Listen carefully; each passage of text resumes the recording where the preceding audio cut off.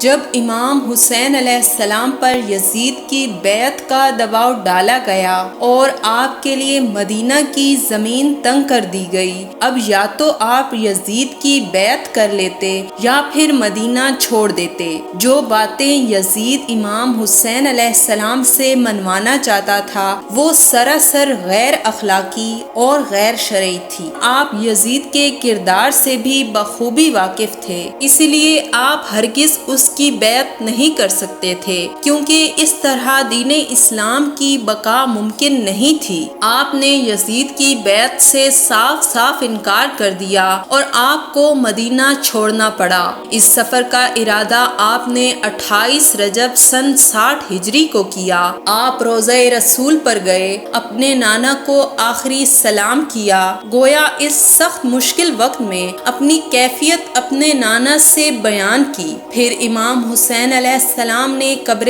زہرا پر جا کر اپنی ماں کو آخری سلام پیش کیا، گھر تشریف لائے اور اپنے بھائی عباس سے فہرست تیار کرنے کو کہا۔ اس فہرست میں وہ نام درج کیے جانے تھے جو کہ امام حسین علیہ السلام کے ساتھ اس سفر میں جائیں گے۔ حضرت عباس علمدار نے فہرست تیار کی جس میں امام حسین علیہ السلام کے اہل خانہ اور بہنیں شامل تھی، لیکن امام حسین علیہ السلام کی ایک بیٹی جن کا نام سیدہ فاطمہ صغریٰ سلام اللہ علیہا تھا اور ان کی عمر اس وقت 7 برس تھی، ان کا نام اس فہرست میں شامل نہیں تھا۔ تاریخ میں اس حوالے سے 2 روایات موجود ہیں۔ پہلی روایت کے مطابق جناب فاطمہ صغریٰ سلام اللہ علیہا کا نام ان مسافروں میں شامل اس لیے نہیں تھا کیونکہ وہ شدید بیمار تھیں، جبکہ دوسری روایت کے مطابق امام حسین علیہ السلام جناب فاطمہ صغریٰ کو اسی لیے اپنے ساتھ نہیں لے گئے کیونکہ ان کی شکل امام حسین علیہ السلام کی والدہ جناب سیدہ فاطمہ الزہرا سلام اللہ علیہا سے مشابہت رکھتی تھی، اور امام حسین علیہ السلام مستقبل میں آنے والی تکالیف اور مصائب سے واقف تھے۔ اس لیے امام حسین علیہ السلام کو یہ بات ہرگز گوارا نہیں تھی کہ ثانی زہرا سلام اللہ علیہا بائی سے امام حسین علیہ السلام سمیت اہل خانہ کو بہت محبت تھی، اور جناب فاطمہ صغریٰ سلام اللہ علیہا کے حوالے سے تاریخ میں ہے کہ وہ اپنے بھائی سے اتنی محبت رکھتی تھی کہ دن میں جب تک ان کا چہرہ نہ دیکھتی ان کو چین نہ آتا۔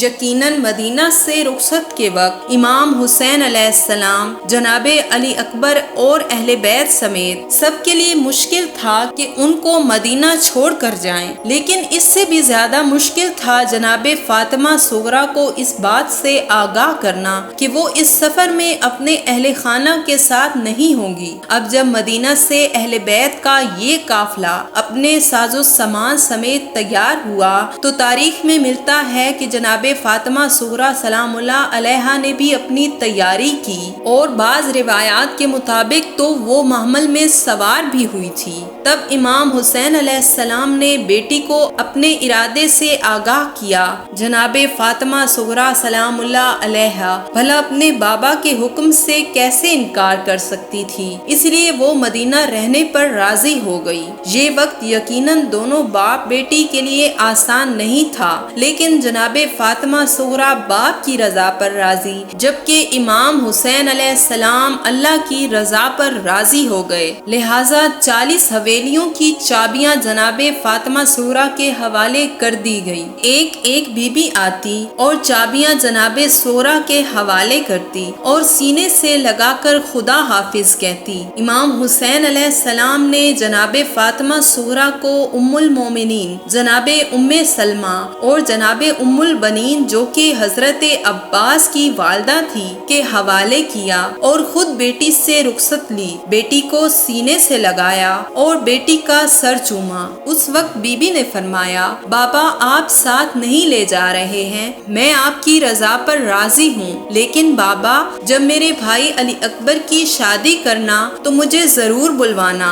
امام حسین علیہ السلام نے بیٹی سے فرمایا کہ اگر کوفیوں نے بے وفائی نہ کی اور حالات سازگار رہے تو میں تمہیں تمہارے بھائی علی اکبر کو بھیج کر اپنے پاس بلوا لوں گا۔ پھر جناب علی اکبر جب الوداع کہنے آئے تو بی بی نے کہا اکبر تم نے مجھ سے کچھ نہیں مانگا لیکن میں مانگ رہی ہوں۔ جناب علی اکبر نے فرمایا حکم کرو میری بہن۔ بی بی نے فرمایا حکم نہیں منت ہے میرے بھائی، جب تم کربلا جاؤ گے تو تمہاری شادی ہوگی، مجھے اپنی شادی پر ضرور بلانا۔ اور ایک تاریخ یہ بھی ملتی ہے کہ بی بی نے جناب علی اکبر کو ریت پر قدموں کے نشان بنانے کو کہا، اور اس طرح 53 مامل کا قافلہ مدینہ سے روانہ ہو گیا۔ یوں بی بی ان 40 حویلیوں کو ویران دیکھ کر دن رات گریا کرتی، کیونکہ ان حویلیوں میں اب ان کے بابا حسین، چچا عباس اور بھائی علی اکبر نظر نہیں آتے تھے، بلکہ ہر طرف ویرانی تھی۔ یوں 6 ماہ بی بی نے فراق میں گزارے اور اپنے بھائی کا انتظار کرتی اور گریا کرتی۔